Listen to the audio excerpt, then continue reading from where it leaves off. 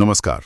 आज हम कानून की उन गहराइयों में उतर रहे हैं जहां रोजमर्रा की सी लगने वाली लापरवाही भी ना काफी गंभीर कानूनी शक्ल ले लेती है। जी हाँ। सोचिए, घर में रखी कोई जहरीली चीज हो, या फैक्ट्री में चलती कोई मशीन, या फिर कोई बन रही इमारत।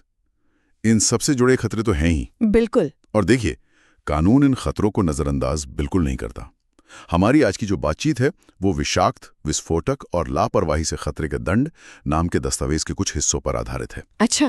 खास तौर पर हम भारतीय दंड संहिता की धारा 286 से 290 पर ध्यान देंगे। तो मतलब आज का हमारा मकसद साफ है, इन 5 धाराओं को ठीक से समझना, है ना? जी, ये धाराएं हैं लापरवाही से जहरीले पदार्थ, आग, विस्फोटक, मशीनरी या फिर इमारतों के निर्माण या मरम्मत को संभालने के नतीजों से जुड़ी हुई, और खासकर तब जब इंसानी जान मतलब दांव पर लग जाए। हाँ, ये इंसानी जान का खतरा वाला पहलू बहुत अहम है इन सब में। तो सवाल यही उठता है कि जिसे हम कभी-कभी छोटी सी चूक समझ लेते हैं, वो कानूनी तौर पर कितनी बड़ी बन सकती है। यही देखेंगे। चलिए, तो फिर धारा 286 से ही शुरू करते हैं। हाँ। ये जहरीले पदार्थों से जुड़ी है। ठीक, जी बिल्कुल। धारा 286 देखिए, ये 2 तरह की स्थितियों पर लागू होती है। अच्छा। पहली तो ये कि जब कोई व्यक्ति किसी जहरीले पदार्थ के साथ उतावलेपन या लापरवाही से ऐसा कुछ कर दे जिससे मानव जीवन खतरे में पड़ जाए, या चोट लगने का डर हो। हाँ, या किसी को चोट लगने की संभावना हो, ये एक पहली स्थिति है। और दूसरी, आपने कहा 2 हैं। दूसरी स्थिति तब बनती है जब किसी के पास कोई जहरीला पदार्थ है और वो जानबूझकर या फिर लापरवाही से वो जरूरी सावधानी नहीं बरतता। मतलब जो उसे बरतनी चाहिए थी। हाँ, जो उस पदार्थ से इंसानी जान को होने वाले संभावित खतरे को रोकने के लिए जरूरी थी। तो यहाँ चूक यानी कि कुछ न करना भी दंडनीय है। ये तो दिलचस्प है। मतलब सिर्फ गलत तरीके से कुछ करना ही नहीं, बल्कि जो सही सावधानी बरतनी थी वो न बरतना भी अपराध है। बिल्कुल, ये जिम्मेदारी के दायरे को काफी बढ़ा देता है। हाँ। कानून यहाँ सक्रिय लापरवाही, जिसे अंग्रेजी में कमीशन कहते हैं, और निष्क्रिय लापरवाही यानी ओमिशन, दोनों को शामिल करता है। अच्छा। अगर आपके नियंत्रण में कोई खतरनाक चीज है तो उसे सुरक्षित रखने की जिम्मेदारी भी आप ही की है, और अगर इस लापरवाही से मानव जीवन को खतरा होता है तो सजा का प्रावधान है। और सजा क्या है इस धारा के तहत? मतलब अगर कोई दोषी पाया जाता है, इसमें 6 महीने तक की कैद हो सकती है। 6 महीने? हाँ, या फिर 5,000 रुपए तक का जुर्माना लग सकता है, या फिर ये दोनों भी हो सकते हैं, कैद और जुर्माना। ठीक है, 6 महीने या 5,000 या दोनों, जहरीले पदार्थों के लिए। जी। तो ये तो हुआ रासायनिक खतरा। अब कानून आग जैसे भौतिक खतरे पर भी ध्यान देता है। धारा 287 शायद इसी से संबंधित है ना? जी हाँ, धारा 287 आग या किसी भी ज्वलनशील पदार्थ के साथ इसी तरह की लापरवाही या उतावलेपन पर लागू होती है। मतलब सिद्धांत वही है। हाँ, इसमें भी वही 2 बातें हैं, एक तो लापरवाही भरा काम करना, या फिर अपने कब्जे वाली ज्वलनशील चीज के साथ जो जरूरी सावधानी बरतनी चाहिए थी उसमें चूक करना। और नतीजा वही कि इंसानी जान को खतरा हो जाए। बिल्कुल, मानव जीवन को खतरा होना जरूरी है। लेकिन जहां तक मुझे याद आ रहा है, शायद यहाँ सजा में जरा सा फर्क है जहरीले पदार्थ वाली धारा से। हाँ, ये ध्यान देने वाली बात है, आपने सही याद दिलाया। क्या फर्क है? कैद तो यहाँ भी 6 महीने तक की ही है, लेकिन जो अधिकतम जुर्माना है वो 2,000 रुपए है। अच्छा, धारा 286 में वो 5,000 रुपए था, यहाँ सिर्फ 2,000। हची, ये अंतर क्यों रखा गया होगा? क्या इसका मतलब ये समझें कि कानून बनाने वालों ने आग के खतरे को जहरीले पदार्थ के खतरे से शायद कमतर आंका? कम से कम आर्थिक दंड के लिहाज से तो ऐसा ही लगता है। ये एक संभावना हो सकती है। देखिए, सटीक कारण बताना तो मुश्किल है बिना विधायी बहस देखे, पर हो सकता है उस वक़्त के संदर्भ में आग से होने वाले नुकसान को शायद फौरी माना गया हो, मगर जहरीले पदार्थ के धीरे धीरे फैलने वाले असर की तुलना में शायद कम व्यापक हो सकता है, या शायद आग पर काबू पाने के साधन ज्यादा सुलभ समझे गए हों। खैर, जो भी हो, ये अंतर इस बात पर सोचने को जरूर मजबूर करता है कि अलग अलग खतरों का आकलन कैसे किया गया होगा उस समय। वाकई सोचने वाली बात है। चलिए अब आगे बढ़ते हैं, विस्फोटक पदार्थों पर आते हैं। धारा 288 ये भी जहरीले पदार्थों की तरह ही काफी गंभीर खतरा पैदा कर सकते हैं। बेशक, और आप देखेंगे कि धारा 288 की जो बनावट है वो काफी हद तक धारा 286 जैसी ही है। अच्छा, मतलब वही लापरवाही या चूक वाला सिद्धांत। जी, विस्फोटक पदार्थ के साथ उतावलेपन या लापरवाही से काम करना जिससे मानव जीवन को खतरा हो, या फिर अपने कब्जे वाले विस्फोटक पदार्थ की देखभाल में जानबूझकर या लापरवाही से चूक करना, ये दोनों ही स्थितियां इसमें शामिल हैं। तो यहाँ भी वही बात है, इंसानी जान को खतरे में डालना, चाहे वो कुछ करके हो या कुछ ना करके। बिल्कुल, इरादा वही है, मानव जीवन की सुरक्षा। और इसके लिए परिणाम क्या तय किए गए हैं? सजा क्या है? यहाँ सजा वापस धारा 286 वाली ही है, यानी 6 महीने तक की कैद। हाँ, 6 महीने तक की कैद या 5,000 रुपए तक का जुर्माना, या फिर दोनों। तो जहरीले और विस्फोटक पदार्थ दोनों से लापरवाही पर कानून एक समान सजा तय करता है। दिलचस्प। जी। अब एक ऐसी चीज पर आते हैं जो शायद इन सबसे ज्यादा आम है हमारी रोजमर्रा की जिंदगी में, मशीनरी। धारा 289। हाँ, मशीनरी तो आज हमारी जिंदगी का इतना अहम हिस्सा है, फैक्ट्रियों से लेकर घरों तक। और धारा 289 इसी से जुड़े खतरों को संबोधित करती है। कैसे?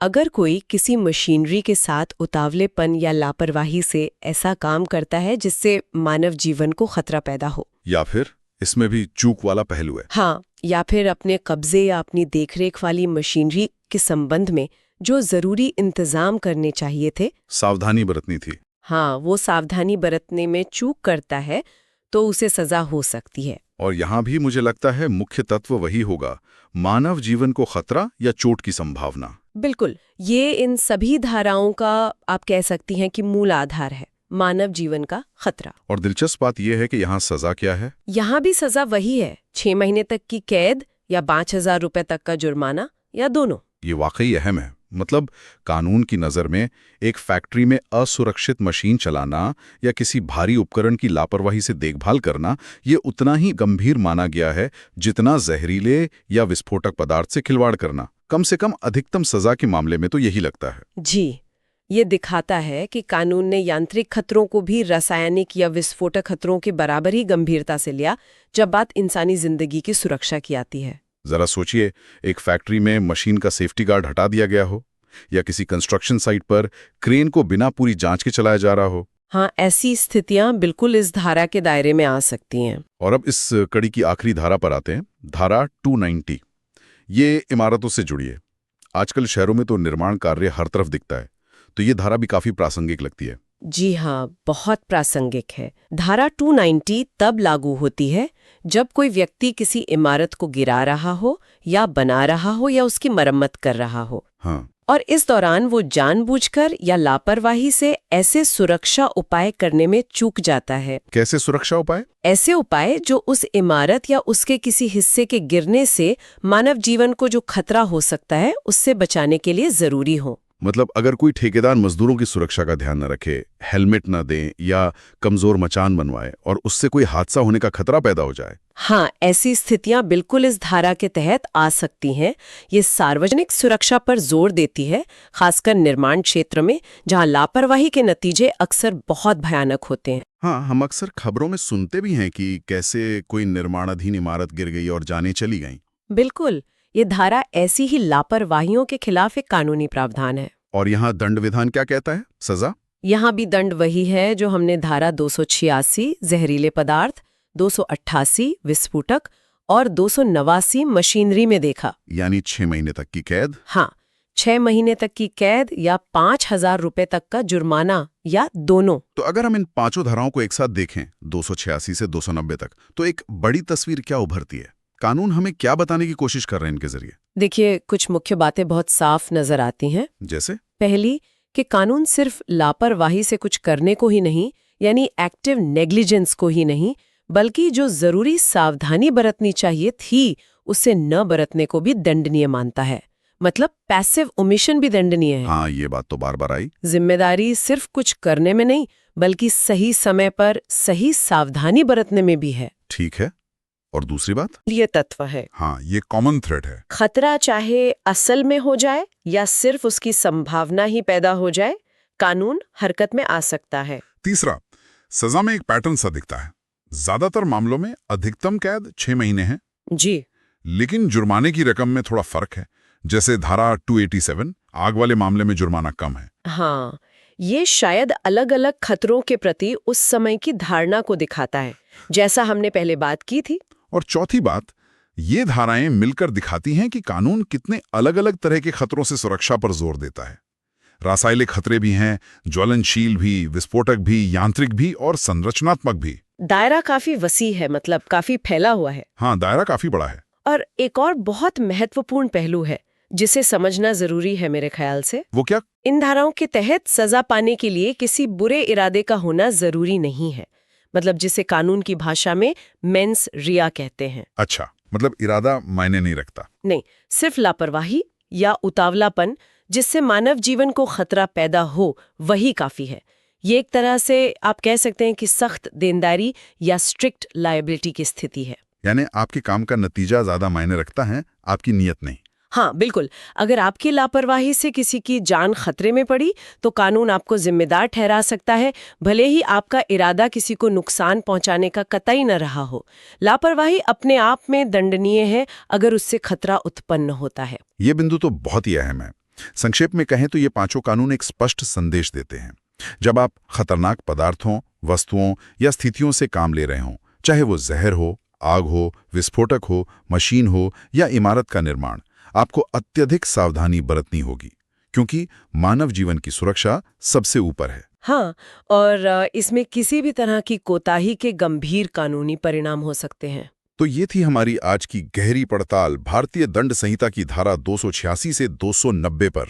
हमने देखा कि कैसे कानून रोजमर्रा की दिखने वाली लापरवाही को भी बहुत गंभीरता से लेता है, चाहे वो जहरीले पदार्थों से जुड़ी हो, आग से, विस्फोटकों से, मशीनरी से या फिर इमारतों के निर्माण से। लापरवाही मतलब लापरवाही। और इन कानूनों का सार यही है कि मानव जीवन अनमोल है और इसे सुरक्षित रखना समाज और कानून दोनों की प्राथमिकता है। ये धाराएं लोगों को खतरनाक चीजों को संभालते समय जिम्मेदार बनने की प्रेरणा देती हैं।